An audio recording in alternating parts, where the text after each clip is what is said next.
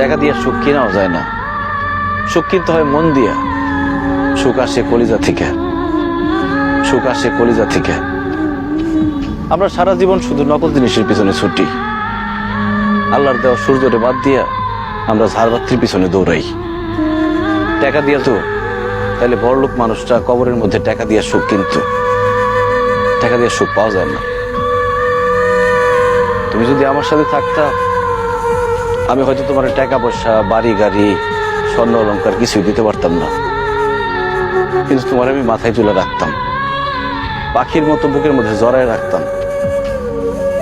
সেটা আমি পারি নাই, তুমি আমার সেই সুযোগ দাও নাই। তুমি আমার ছেড়ে চলে যাওয়ার পর কটা রাত যে আমি ঘুমাইতে পারি নাই, সেটা শুধু আমি জানি আর আমার আল্লাহ জানে। আমি কত চেষ্টা করছি, তোমার কত অনুরোধ করছিলাম, তোমার হাতে ধরছি, পায়ে পড়ছি, কিন্তু তুমি আমার সাথে থাকো নাই, আমার সাথে ছলনা করে চলে গেছো। তুমি আমার জীবনটা আগুনে পুরা কয়লা বানায় ফেলাইছিলে। তোমার মতো মেয়েদের জন্য হাজার হাজার ছেলেরা জীবন তো লাশ হয়ে ঘুরে বেড়ায়, আমার আল্লাহ আমারে বাঁচাই দিচ্ছে। তখন আমার জীবনে আসছে আয়েশা।